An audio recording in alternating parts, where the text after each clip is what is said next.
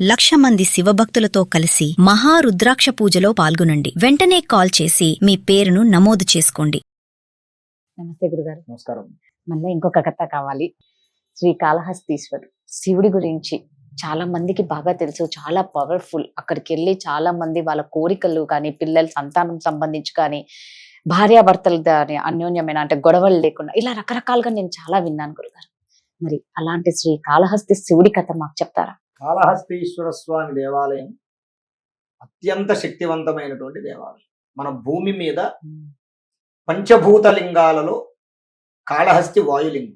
భగవంతుడున్నాడా, భగవంతుడి యొక్క మహత్యం తెలుసుకోవాలి అంటే పంచభూత లింగాల దర్శనం చేస్తే వాళ్ళకి తెలిసిపోతుంది భగవంతుడు ఉన్నాడా.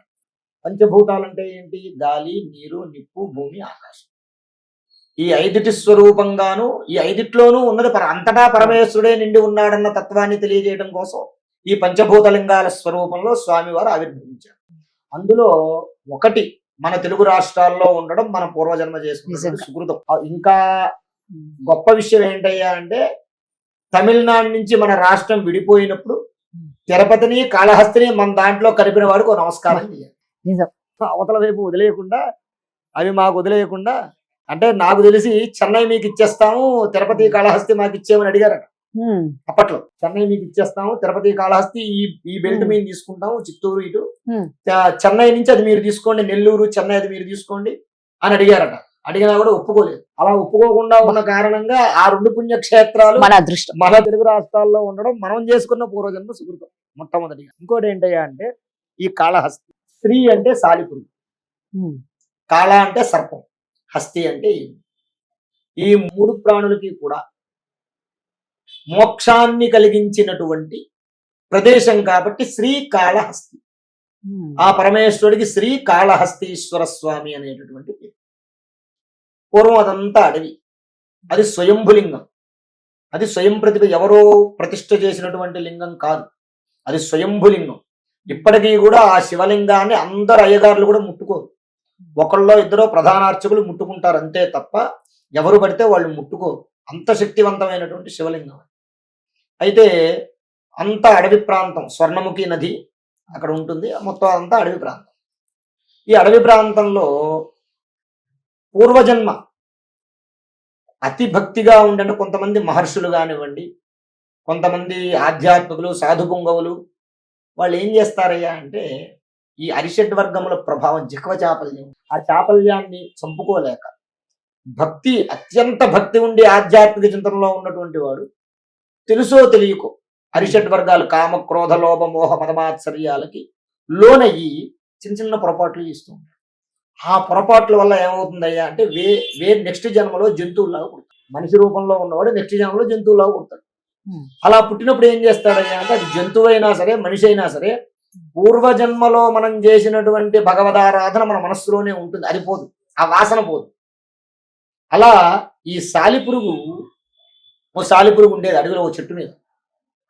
చెట్టు దగ్గర కింద ఈ శివలింగం ఉండేది. శివలింగం ఎండకి ఎండి వానకి తడిసిపోతూ ఉండేది. అరే ఎండకి ఎండిపోతుంది అని చెప్పి ఏం చేసేది ఆ సాలిపురుగు, ఏం చేసేది అయ్యా అంటే ఒక వల కట్టింది నెత్తి మీద స్వామికి, టెంట్ లాగా కట్టింది. అంటే ఎండకి ఎండ పొడ స్వామివారి మీద పడకుండా కట్టేది. వానొస్తూ ఉండేది, వానొస్తూ ఉండేది. ఆ వానకి ఆగుతుంది, అది అడవిలో వాన ఎక్కువ పడుతూ ఉంటాయి కదా, అయిపోతూ ఉండేది. మళ్ళీ కడుతూ ఉండేది, మళ్ళీ పోతూ ఉండేది, మళ్ళీ కడుతూ ఉండేది, మళ్ళీ పోతూ ఉండేది. ఈసారి ఇంక ఇలా కాదని చెప్పేసి చాలా కష్టపడి చాలా గట్టిగా కట్టిందట. ఇంకా 1-2 సార్లు గట్టిగా కట్టిందట. 2-3 వేసి కట్టి ఈశ్వరుడికి ఇంకా ఎండ కూడా ఇబ్బంది కలగకూడదు, ఎంత వాన వచ్చినా అని చెప్పి కుంభవృష్టి పడింది. అయినా సరే ఏమవ్వలేదు, శుభ్రంగా టెంట్ అలాగే ఉంది, ఆ వల అలాగే ఉంది. ఈశ్వరుడు ఈసారి పరీక్షించాలనుకున్నాడు, అగ్ని పుట్టించాడు, కాలిపోయింది. మళ్ళీ కట్టింది, మళ్ళీ అగ్ని పెట్టాడు, మళ్ళీ కాలిపోయింది. ఈసారి ఈశ్వరుడికి నమస్కారం చేసుకుంది, ఎలాగైనా సరే నువ్వే ఈసారి కాపాడాలని. మళ్ళీ కట్టింది, మళ్ళీ అగ్ని పెట్టాడు. ఇంకా నా వల్ల కాదు, ఓం నమ శివాయ అని చెప్పి ఆ మంటలోనే కాలిపోయి ఆత్మార్పణం చేసేసుకుంది సాలిపురుగు. ఇంకా ఏం చేయండి నేను, నీకు నేను ఇది కట్టలేనప్పుడు ఈ జన్మ ఎందుకు? నీ సేవ చేసుకోనప్పుడు నేను ఇది కట్టలేనప్పుడు ఈ జన్మ ఎందుకు? అందుకని చెప్పి ఈశ్వరుడు ప్రయోగించినటువంటి ఆ నెట్టు సాలిపురుగు యొక్క వల ఏదైతే ఉందో ఆ వలకు మంట అంటుకుంటుందో ఆ మంటలోనే దూకి ఆత్మార్పణం చేసేసుకుంది. సాలిపురుగు యొక్క శక్తి ఆ తత్వాన్ని ఆ ఆత్మని ఆ శివలింగంలో కలిపేసుకున్నాడు పరమేశ్వరుడు ఆ భక్తుడిని, ఆ సాలిపురుగు. తర్వాత కొంతకాలానికి ఓ సర్పం వచ్చి రోజు కూడా మణులు పెడుతూ ఉండేది. అది దివ్య రూపనాగం అంటే మణులు పెట్టేటటువంటి సర్పం అన్నమాట.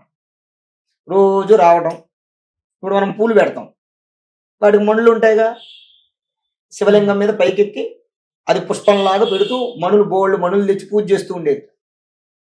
అది ఇది వచ్చి పాము వెళ్ళిపోయిన తర్వాత ఏనుగు అడవిలో ఏనుగు, ఇవన్నీ కూడా పూర్వజన్మలో పరమేశ్వరుడు యొక్క భక్తులే. కానీ పూర్వజన్మ ఏదో ఉంటాయిగా, ఏవో చిన్న చితగా తెలియక అపరాధాలు చేసినటువంటి ఆ పాపకర్మ వల్ల ఈ జన్మెత్తే. కానీ ఆ వాసన పోక, భగవంతుడి మీద భక్తి పోక ఇలాగా ఈ జన్మెత్తి అయినా సరే ఈ జన్మలో కూడా భగవంతుని ఆరాధన చేస్తున్నాడు అనమాట. ఏనుగు ఏం చేసేది, రోజు తన తొండంతో నీళ్లు తీసుకొచ్చి పక్కనే స్వర్ణముఖి నదిలో నీళ్లు తీసుకొచ్చి దాని మీద పోసి శుభ్రం చేసి మణులన్నీ కిందకి గెంటేసేది. నీళ్లు పోసి ఆ పక్కన ఉన్న మారేడు దళాలు పూలు దింపుకొచ్చి నెత్తి మీద పెట్టేది ఏనుగు. ఇలా జరుగుతూ ఉన్నప్పుడు కొంతకాలం ఈ పాము కోపం వచ్చింది. నేను మణులు పెడితే ఇంత విలువైన మణులు తీసి పక్కకు గెంటేసి ఈ పిచ్చి పిచ్చి పూలు మారేడు దళాలు పెడుతుంది, ఎవరు పెడుతున్నారని ఆరాధేసి ఓ రోజు పక్కన నుంచి వస్తుంది, ఏనుగు వచ్చి పూజ చేస్తుంది. మళ్ళీ అలాగే మర్నాడు మళ్ళీ చేసింది, అలాగే రోజు గెంటేస్తుంది. ఇంక ఇలా కాదు అని చెప్పి ఏం చేసింది, శివలింగం కింద దాక్కుంది పాము. ఈ కరెక్ట్ గా ఈ పాము వచ్చి ఈ ఏనుగు వచ్చి నీళ్లు పోసి శివలింగం మీద తొండం పెట్టి ప్రార్థన చేసి అది పూజ చేసుకునే లోపు ఏం చేసింది, లింగం మించి పాకేసి ఏనుగు తొండంలోంచి లోపలికి వెళ్ళిపోయింది, కుంభస్థానంలోకి వెళ్ళిపోయింది. ఏనుగుకి విపరీతమైన బాధ కలిగింది. దానికి అర్థమైంది, ఏదో నా ముక్కులో దూరింది, నాకు ఇబ్బంది అవుతుందని చెప్పేసేసి ఏనుగు ఏం చేసిందట, ఆ బాధ తట్టుకోలేక అక్కడ ఉన్నటువంటి ఒక కొండ, ఆ కొండకి తన తలను బదులు కుంభస్థలాన్ని కొట్టింది. కుంభస్థలం పగిలిపోతే ఏనుగు బ్రతకడం. పరమేశ్వర అంటూ కుంభస్థలాన్ని కొట్టింది. ఈ పాము ముక్కులోంచి నోట్లో వెళ్ళిపోయి లోపలికి వెళ్ళిపోయి అది కుంభస్థలంలోకి వెళ్ళిపోయింది. ఇది ఎప్పుడైతే కొండని ఢీకొనడం వల్ల ఏమైందయ్యా అంటే లోపల అది చిట్లిపోయింది, ఇది చచ్చిపోయింది, రెండు చచ్చిపోయాయి.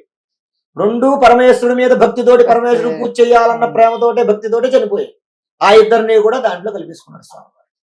అలా ఆ మూడు ప్రాణుల యొక్క ఆత్మశక్తిని, వాటి యొక్క భక్తి శక్తి రెండింటినీ కూడా తనలో కలుపుకున్నటువంటి ఈశ్వరుడి యొక్క లింగం ఆవిర్భవించి ఉన్నటువంటి క్షేత్రం కాబట్టి దానికి కాళహస్తీశ్వర స్వామిని పేరు. అక్కడ సర్పదృష్టి కలిగి ఉండడం వల్ల, అంటే ఈ సర్పం పూజ చేయడం వల్ల, ఈ సర్పదృష్టి కలిగి ఉండడం వల్ల ఎవరైతే రాహుకేతువులు పూజ చేసుకుంటారో, ఎవరైతే కాలసర్ప దోషానికి సంబంధించిన పూజ చేసుకుంటారో, ఎవరైతే నాగప్రతిష్టలు చేస్తారో వాళ్ళకి ఆ దోషాలన్నీ తొలగి. ఇంకా మహత్యం ఏమిటయ్యా అంటే అక్కడ జ్ఞానప్రసూనాంబిక అమ్మవారు, జ్ఞానప్రసూనాంబ అని అమ్మవారు ఈశ్వరుడు. ఆ అమ్మవారి దగ్గర అమ్మవారికి వడ్డాణం ఉంటుంది, అమ్మవారికి పెడతారు. ఆ నాగవడ్డాణాన్ని చూస్తే చాలట, నువ్వు కాళహస్తి పూజలో పాల్గొనాల్సిన అవసరం లేదు, చూస్తే చాలు ఆ దోషం పో. అంత శక్తివంతమైనటువంటి క్షేత్రం. అలాగే భక్త కన్నప్ప గురించి మనకు తెలుసు, ఆయన కళ్ళను సమర్పించి ఈశ్వరుడి యొక్క సాక్షాత్కారాన్ని పొందినటువంటి మహానుభావుడు ఆయన. ఇలా ఆ క్షేత్రంలో తన యొక్క భక్తుల్ని రక్షించి తనని ఆరాధించినటువంటి భక్తుల్ని తనలోనే ఐక్యం చేసుకునేటటువంటి పరమేశ్వరుడు కాబట్టి అంతటి మహత్యము, అంతటి శక్తి కలిగినటువంటి క్షేత్రం కాళహస్తీశ్వర క్షేత్రం. అందుకే కాలసర్ప దోషాలు ఉన్న వాళ్ళందరూ వెళ్తారు కదా. దీని వల్ల ఇక పెళ్లిళ్ళు కాకుండా